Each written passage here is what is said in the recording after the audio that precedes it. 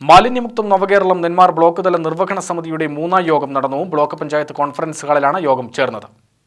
Block panchayat president C Leelamani ഉദ്ഘാടനം ചെയ്ത യോഗത്തിൽ ബ്ലോക്കിലെ 69 വിദ്യാലയങ്ങൾ ഹരിത വിദ്യാലയങ്ങളായും 7 കലാലയങ്ങൾ ഹരിത കലാലയങ്ങളായും പ്രസിഡന്റ് പ്രഖ്യാപിച്ചു.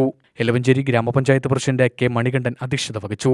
ഇതുവരെ നടപ്പിലാക്കിയ പ്രവർത്തനങ്ങളും തുടർന്ന് നടപ്പിലാക്കേണ്ട കാര്യങ്ങളും ബ്ലോക്ക് സെക്രട്ടറി പി ദിനേശ് അവതരിപ്പിച്ചു. നിർമ്മൽ ഗ്രാമപഞ്ചായത്തായ ചില പഞ്ചായത്തുകളിൽ ഇപ്പോൾ പോയി നോക്കൂ. നിർമ്മൽ മുനിസിപ്പാലിറ്റിയുടെ ചിറ്റൂർത്താ തമ്മിലെ നഗരസഭ. പക്ഷെ അവിടെ കുറെ കൂടി ചെയ്യാനുണ്ട്. മോശമല്ല ഞാൻ പറയുന്നത്, കുറെ കൂടി ചെയ്യാൻ നമുക്കുണ്ട്, മോശമല്ല. അപ്പൊ ഈ ചെയ്തവിടെ തന്നെ ഇനിയും ചെയ്യാനുള്ള കാര്യങ്ങൾ നമ്മൾ ചെയ്യണം. ഒഴുക്കി വിടുന്ന വല്ലതുമുണ്ട്.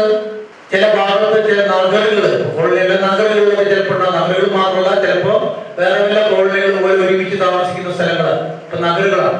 അവിടെ നിന്ന് വല്ല മാലിന്യം വരുന്നുണ്ടോ, അവർക്ക് എല്ലാവരുടെയും വേണ്ട സംവിധാനം ഉണ്ടോ, ഇല്ലെങ്കിൽ ഒരുക്കി കൊടുക്കണം.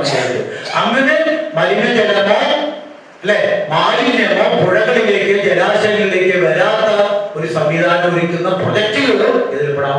25-26 പ്രൊജക്റ്റില് നമുക്ക് സമഗ്രമായി മാലിന്യമുക്ത നവകേരളം ക്യാമ്പയിന്റെ തുടർ പ്രവർത്തനങ്ങളും ക്യാമ്പ് അസസ്മെന്റും വലിച്ചെറിയൽ മുക്തവാരം പ്രവർത്തനങ്ങളും 2025-26 വാർഷിക പദ്ധതിയിൽ ഉൾപ്പെടുത്താവുന്ന ജലസംരക്ഷണ മാലിന്യ സംസ്കരണ പ്രൊജക്ടുകളുടെ വിവരങ്ങളും ഉൾപ്പെടുത്തിയുള്ള പ്രസന്റേഷൻ നവകേരളം കർമ്മ പദ്ധതി റിസോഴ്സ് പേഴ്സൺ SV പ്രേംദാസ് അവതരിപ്പിച്ചു.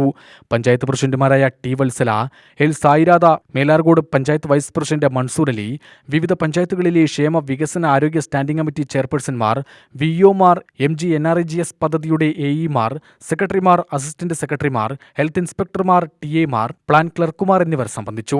നെന്മാർ ബ്ലോക്കിനെ 2025 മാർച്ച് 30 മുമ്പ് മാലിന്യമുക്ത ബ്ലോക്കാക്കി മാറ്റുവാൻ യോഗം തീരുമാനിച്ചു. General extension officer P Harish Kumar സ്വാഗതവും നെന്മാർ ആരോഗ്യ standing committee chairperson K Rathika Ramachandran നന്ദിയും പറഞ്ഞു. UTV news, Palakkad.